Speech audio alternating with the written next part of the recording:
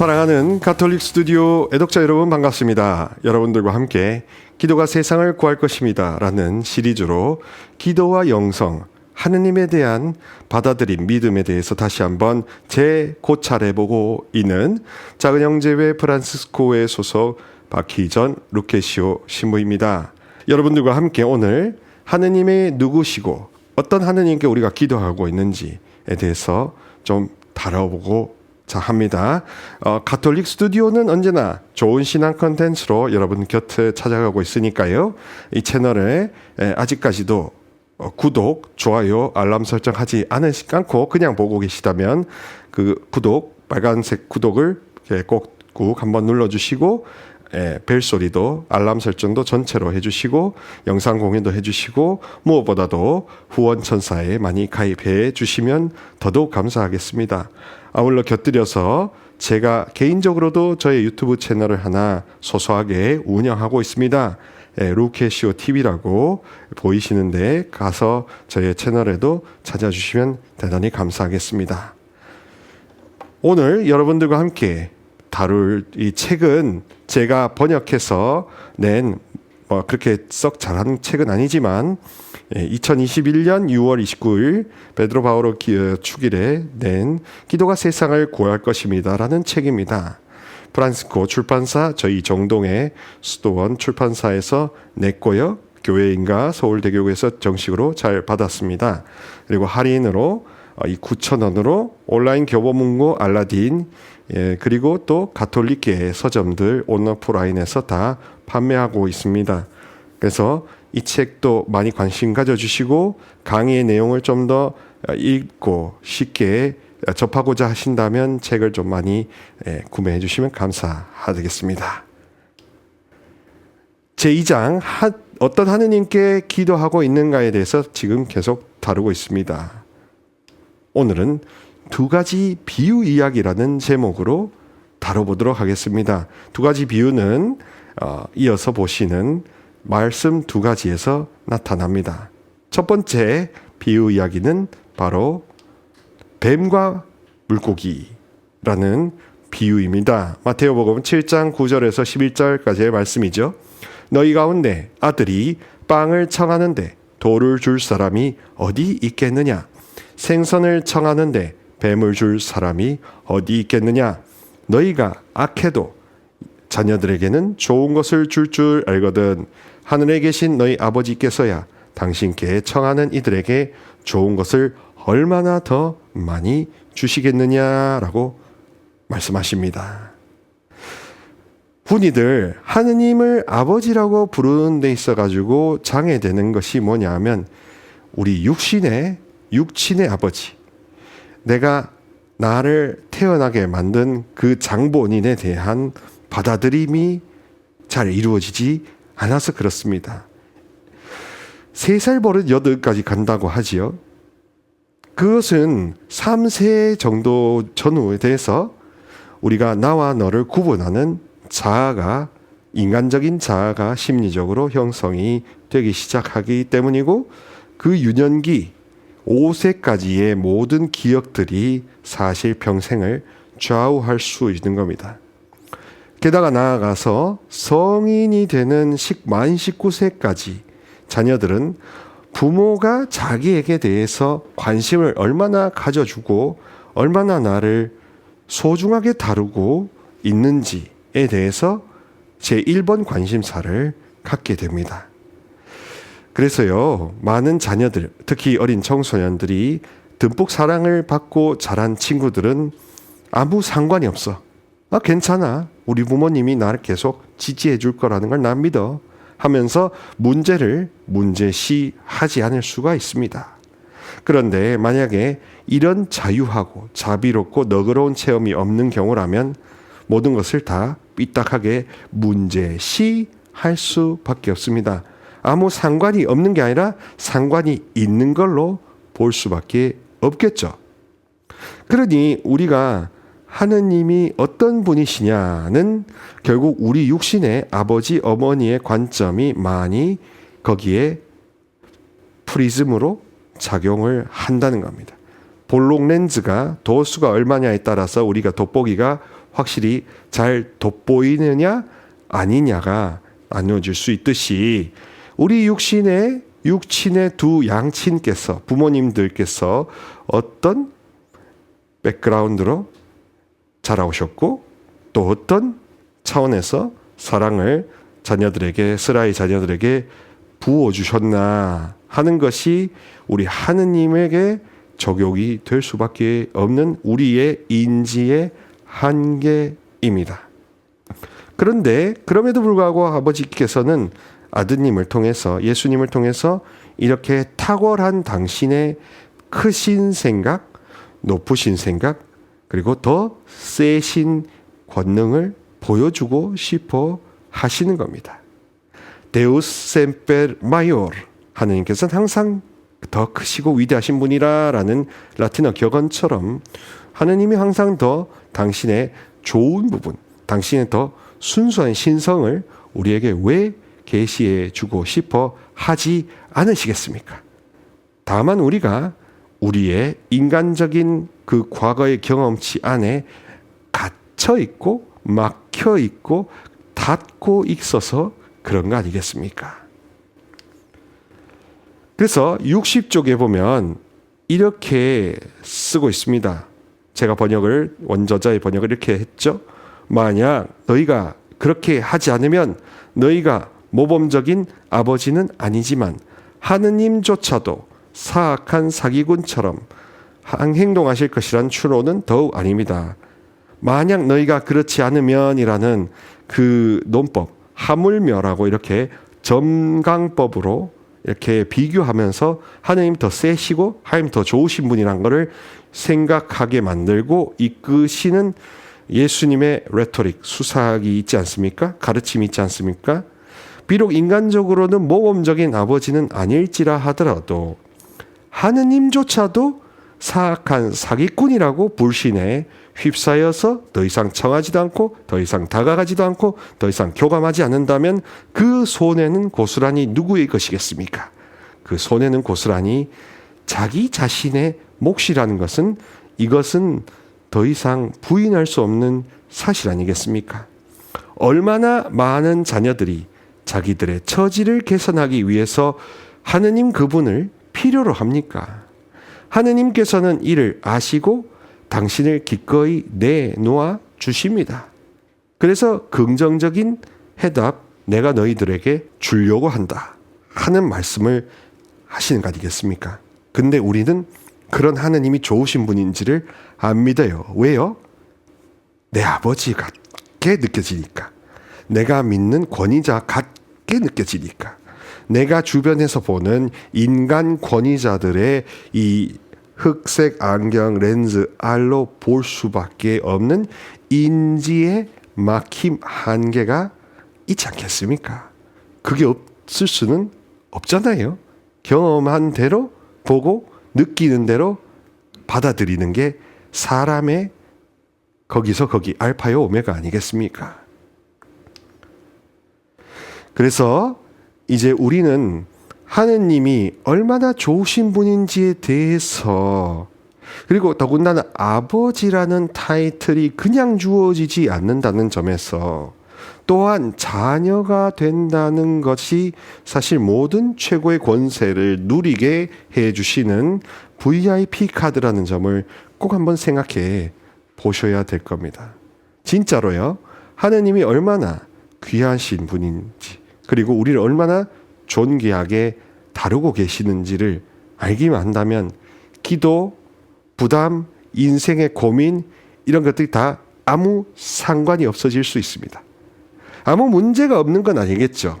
저도 문제가 계속됩니다. 하루하루 하면서 1시간 후에 어떻게 돌아갈지, 1시간, 2시간 후에 오늘은 어떤 밤을 보낼지, 어떻게 잘지 다 모르는 인생은 수수께끼요 문제투성입니다.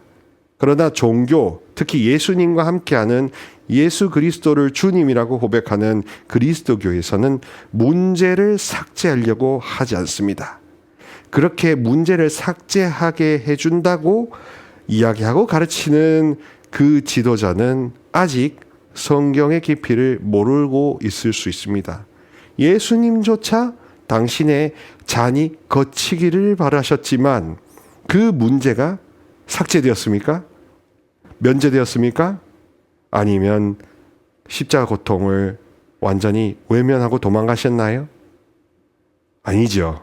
결국 주님도 아버지 뜻대로 하시라고 하면서 일어나 가자 하셨습니다. 그렇게 하느님 아버지의 손을 붙잡는 것을 통해서, 아니, 내가 붙잡는다는 표현은 거기에 또 오해가 있을 수 있으니까요. 붙들리는 것에 의해서 하느님한테 완전히 사로잡히고 붙들리고 하느님의 사랑이 우리를 덮쳐서 우리를 덮어버리면 문제가 아무 상관이 없어지는 겁니다. 왜? 나의 상관이신 그분께서 내 삶에 상관하시니 내가 상관할 바가 없어지죠. 그저 나는 상관할 건 뭐냐? 그분과 서로 관계 맺고 연결되고 교감하는데 더 올인하는 겁니다. 그렇게 믿음은 사귐과 공감, 관계라는 이 세 가지 팩트가 중요한 요소가 되는 겁니다. 믿음은 사귐이요, 믿음은 공감이며 믿음은 연결, 소속감, 관계, 자녀됨이라는 더 실존적인 차원으로, 실용적이고 현실적인 차원으로 가는 것이지 추상적이고 환념적인 차원에서의 개념놀이가 되지 않는 거죠. 그래서 우리는 그런 하느님의 모습을 다시 한번 이 세리와 바리사이의 기도에 관한 비유 이야기에서 재확인할 수 있는 겁니다. 루카복음 18장 10절에서 14절 자주 인용되는 거죠. 두 사람이 기도하러 성전에 올라갔다. 한 사람은 바리사이였고 다른 사람은 세리였다. 바리사이는 꼿꼿이 서서 혼잣말로 이렇게 기도하였다. 오 하느님, 제가 다른 사람들 강도짓을 하는 자나 불의를 저지르는 자나 간음하는 자와 같지 않고 저 세리와도 같지 않으니 하느님께 감사드립니다. 그러나 세리는 멀찍이 서서 하늘을 향하여 눈을 들 엄두조차 내지 못하고 가슴을 치며 말하였다. 오 하느님, 이 죄인을 불쌍히 여겨 주십시오. 내가 너희에게 말한다. 그 바리사이가 아니라 이 세리가 의롭게 되어 집으로 돌아갔다. 누구든지 자신을 높이는 이는 낮아지고 자신을 낮추는 이는 높아질 것이다 라고 합니다. 그래서 이것을 흔히들 어떻게 해석하고 강론하고 하시냐면 이 도덕적으로만 접근합니다. 됨됨이와 실천으로만 접근해서 자기 자신을 낮추지 않는 사람은 교만한 사람이요, 교만한 사람은 하느님의 구원에서 열애가 된다 하는 차원으로 우리가 뭔가 더 갈고 닦아야 되는 부담감을 안겨주고 끝나버립니다. 그런데요, 그게 이 비유 이야기의 핵심 본질일까요? 아니라는 것을 이 다니엘 마르그라 교수님께서는, 원저자께서는 신약학의 거장으로서, 신약 성서학의 거장으로서 설명을 덧붙여 주십니다. 세리들은 실제로 사람들로부터 평판이 좋지는 않았던 겁니다. 무엇보다 바리사이들이 세리들을 가장 폄하하였습니다. 그들은 자신의 동족들에게 로마 행정이라는 명목하에 세금을 징수하는 이들이었습니다. 세리들은 자기 주머니에 꽤 많은 이득을 보면서 세금을 걷고 있었습니다.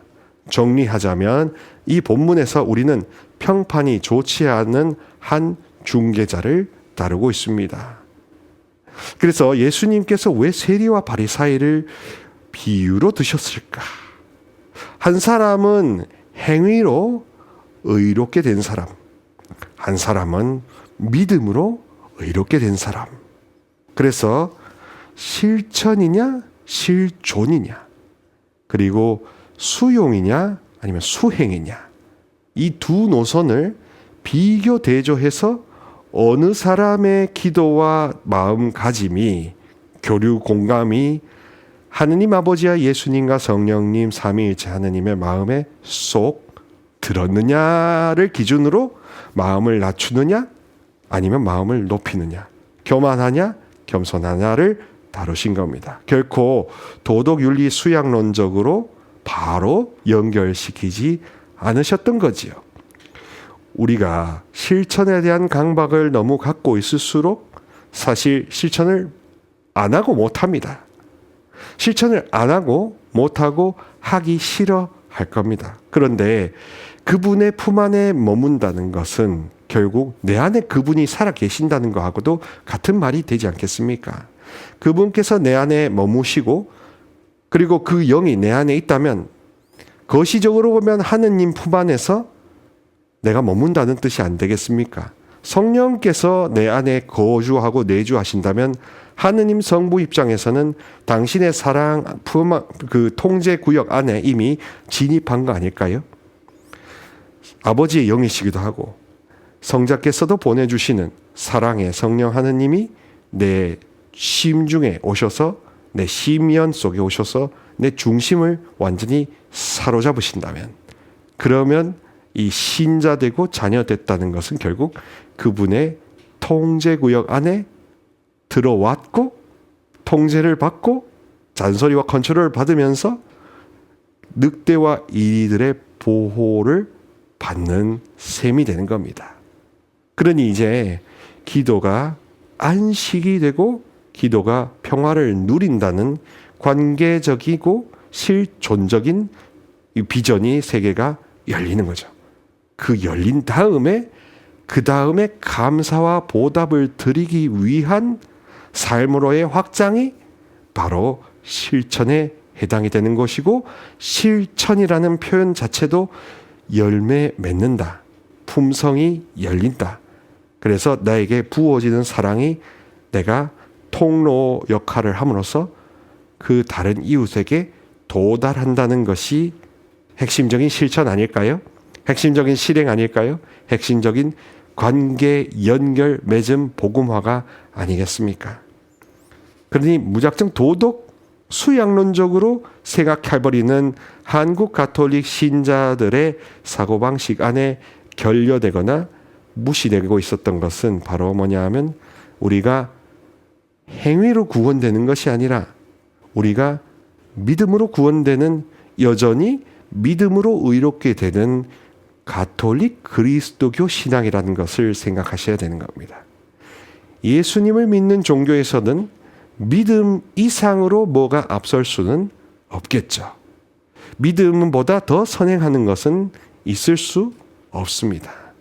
믿어서 십자가의 길을 걷고 그래서 하느님께 영광을 돌려드리는 모든 올 프로세스가 실천이지, 이 믿기 위해 실천한다 하는 것은 잘못하면 행실을 똑바로 하지 않는 그 사람을 공격하고 탓하기 좋은 구실과 빌미로 역으로 부메랑 이펙트를 입을 수 있지 않겠습니까? 그러니 다시금 원론적으로 믿고 받아들이고 바라고 포용하고 무엇보다 사랑의 공감, 교류 공감을 함으로써 감성적인 차원으로 접근함으로써 믿음은 더 성숙하고 더 감화, 감동으로 다가올 수 있는 겁니다. 우리를 사로잡으시고 우리를 좋아해 주시고 우리를 더 품어 안아 주시고 그 통제구역 안에 담아 주시는 하느님의 크신 사랑을 우리가 절감할 수 있습니다. 그러면은 안 낮아질 수 없고요, 안 바짝 엎드릴 수 없고요, 그리고 정말로 하느님께 더 큰 사랑을 받기 위해서라도 나는 낮아질 수밖에 없는 겁니다. 사랑받는 것이라는 사람이 누가 있습니까? 사랑받는 것 거절하는 그런 바보가 있습니까? 그런 분들이 바로 어둠에 사로잡혀 있기 때문에 더더욱 큰 사랑을 베풀어 주어야 하는 우리의 선린 착한 이웃 아니겠습니까? 예수 그리스도의 권능이 더 머무르기 위해서라도 나는 나의 약점을 자랑하고 나의 모든 것을 작게 만든다는 바로 사도처럼 하느님의 사랑이 더 크게 머물기 위해서 나는 자꾸 내려가고 낮아진다는 그런 게 어떻게 보면 나도 큰 사랑을 받고 또 나도 더 이상 교만하거나 해가 있거나 일탈하거나 다른 사람의 공격에 당하지 않을 수 있기 때문에 여러모로 윈윈이 되는 것 아니겠습니까? 사랑을 느끼지 않으면 자신을 높이려고 할 것이고 하느님의 그 자비 사랑을 감동 압도하시는 사랑을 느끼면 느낄수록 우리는 바짝 엎드리지 않을 수 없다라는 절박함을 실감하게 되는 겁니다. 세리는 자기 자신이 하느님 면전에서 아무 내세울 것 없이 무력하게 있다는 점을 의식하고 있습니다. 그리고 그저 자신의 기대와 갈망을 내비치면서 자신을 내보이고 있습니다. 반면에 바리사이는 이중 실수를 범합니다. 마치 자기는 아무 도움도 필요하지 않는 사람처럼 가장하여 자신을 내보이면서 다른 사람들과는 차별화된 자격을 얻기 위해 여러 신앙 행위들을 했다는 점을 드러내고 있습니다. 바리사이에게 있어 기도는 자기 정당화의 이유입니다. 애독자 여러분, 이런 태도, 특히 기도나 행위를 통해서 자기 정당화의 이유를 찾는다면 그 사람은 가짜일 수 있습니다. 가장할 수 있습니다. 가면을 쓰고 있을 수 있습니다. 참된 종교 안에서도 이런 가면을 쓰는 사람들이 왜 없겠습니까? 저도 그런 것을 경각심을 갖고 봐야 되는 예외 없는 한 명의 종일 따름입니다. 그러니 하느님 앞에서 가장하고 자기가 행위로 의롭게 되었고 자기가 행위로 자기 정당화를 할수록 우리는 정통 안에서 이단 이설을 퍼뜨리고 있을 수도 있습니다. 우리가 진짜를 가장하고 가짜를 이야기할 수도 얼마든지 있는 게 현실이지 않습니까?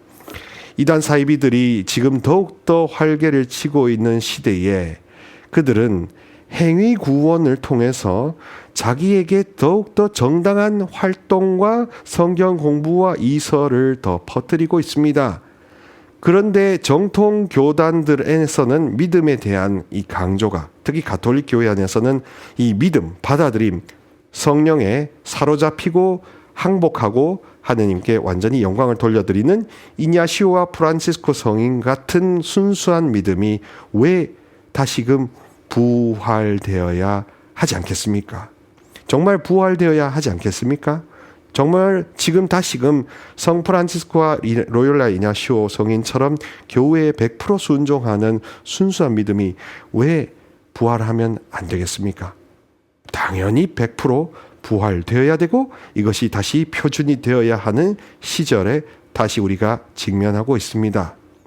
행위를 계속 앞세울수록 우리는 믿음에서 멀어지고 믿음은 결국 행위로 원래 가게 되어 있다는 것을 더 받아들여서 그래서 믿음에 대한 강조를 앞세우고 하느님과 사귀고 사로잡히고 주님의 뜻에 더 순전하고 순수한 마음으로 우리가 가까이 다가가는 게 그게 방법이지 뭐 다른 거 열심히 하자는 게 아닙니다. 금욕주의에도 사로잡히지 마셔야 합니다. 절제만 무조건 희생만 단식만 하느님을 사랑하는 방법이라고 한다면 기쁨이 어디 있으며 주님께 자기가 단식을 해야 한다는 그 자기 고집이 꺾이지 않는다면 그러면 하느님이 계실 자리가 줄어들지 않겠습니까? 그러니 아무리 거룩한 것을 주장하고 아무리 거룩한 실천 단식을 해야 한다고 하더라도 결국 하느님 현존에 완전히 덮이고 그분에게 사로잡히게 내어드리지 않는다면 우리 진짜 믿음을 믿는다고 확신하고 가볍고 기쁘게 예할 수 있을까요? 우월감과 자만심으로 부풀어 오른 바리사이의 기도는 하느님을 인질로 삼는 무례한의 기도입니다. 그러나 기도한다는 것은 자기 자신을 하느님 앞에 정위치시키는 것이며 이는 자신 안에 타자이신 하느님의 자리를 마련하는 것입니다. 아니, 오히려 우리 자신과 다르신 타자이신 분께서 우리 안에 임하시게 하는 것입니다. 여기서 오히려 우리 자신과 다르신 타자이신 분께서 우리 안에 임하시게 하는 것입니다. 이 타자는 야구의 타자가 아니라 타자, 다른 분, 이웃이라는 한자가 타자죠. 철학적 용어인데요. 나와 다른 분, 나와 급이 다른 분, 나와 결이 다른 분, 그런 분을 타자라고 합니다. 사실 자식에게 부모는 타자입니다. 부모에게도 자식은 타자입니다. 다른 사람입니다. 다른 인격체입니다. 근데 내 배에서 나왔습니다. 내 피에서 나왔습니다. 그렇게 연결되어 있습니다.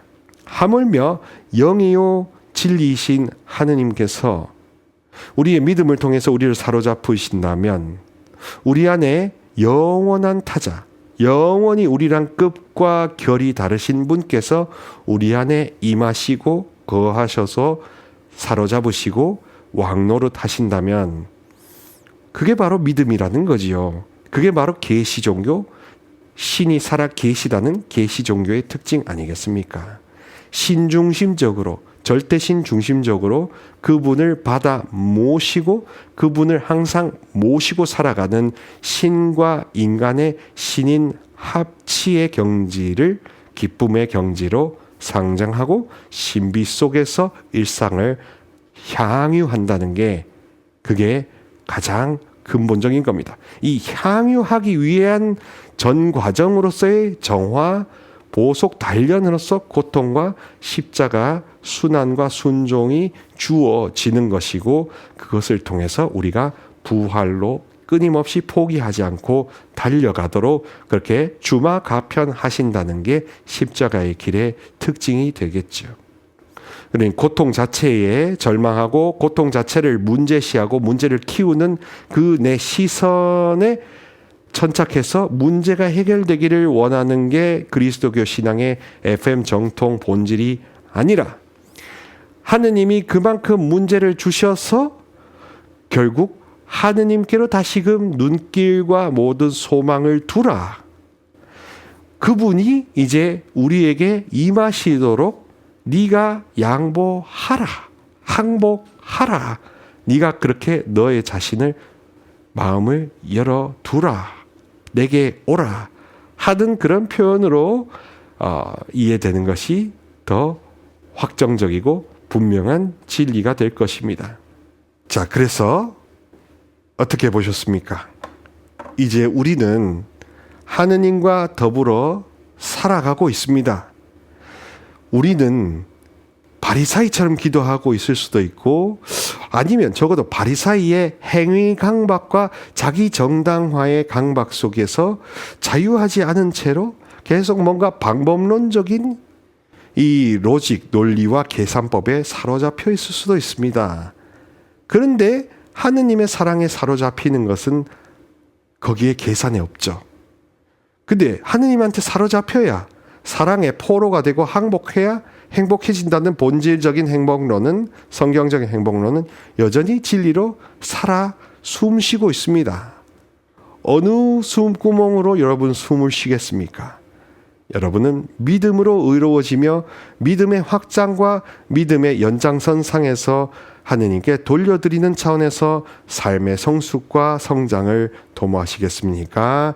아니면 행위와 어떤 수행으로만 너무 치달아 계시는 건 아닌지 여쭤봅니다. 끝으로 하느님께 사로잡히는 것이 왜 그다지도 감동적인지, 왜 그렇게 좋은 것인지 여러분께 노래 하나 들려드리며 이 영상의 강의를 마치도록 하겠습니다. 생음악이라서 반주가 없어서 양해 부탁드립니다. 왜 슬퍼하느냐? 왜 걱정하느냐? 무얼 두려워하느냐? 하느냐 아무 염려 말아라. 큰 어려움에도 큰 아픔 있어도 이제 아무 걱정하지 마. 내가 널 붙들어 주리. 이제 내가 항상 함께 하리라. 내가 너를 지키리라. 실망치 말고 나를 보아라. 나는 너의 하느님이라. 왜 슬퍼하느냐 왜 걱정하느냐 무얼 두려워하느냐 아무 염려 말아라. 큰 어려움에도 큰 아픔 있어도 이제 아무 걱정하지 마. 내가 널 붙들어 주리. 내가 너와 항상 함께 하리라. 내가 너를 지키리라. 실망치 말고 나를 보아라. 나는 너의 하느님이라.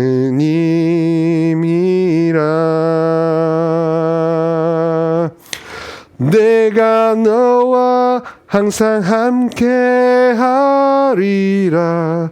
내가 너를 지키리라. 실망치 말고 나를 보아라. 나는 너의 하느님이라. 실망치 말고 나를 보아라. 나는 너의 하느님이라. 실망치 말고 나를 보아라.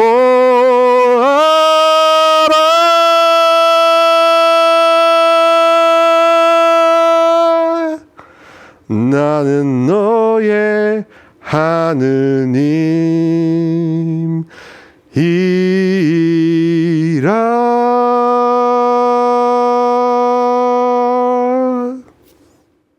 잘 부르지도 못했지만 여러분들께 하느님께서 여러분들을 그렇게 얼마나 사로잡고 얼마나 사랑해 주시려고 하는지의 그 갈망의 강도가 느껴졌기를 희망합니다. 가톨릭 스튜디오는 언제나 신앙적으로 성숙을 도모해 줄 수 있는 양질의 컨텐츠를 생산해서 여러분들 곁에 보급해 드리고 있습니다. 가톨릭 스튜디오 채널을 항상 많이 사랑해 주시고 구독, 좋아요, 알림 설정을 통해서 언제나 든든한 지원군이 되어 주시며 무엇보다도 후원 전사로 저희들에게 많은 도움을 주셨으면 좋겠습니다. 아울러 제가 운영하고 있는 루케시오 TV 채널도 많이 사랑해 주시기를 진심으로 부탁드립니다. 그러면 저는 다음에 이어지는 저의 강의에서 뵙도록 하겠습니다. 주님의 평화를 빕니다.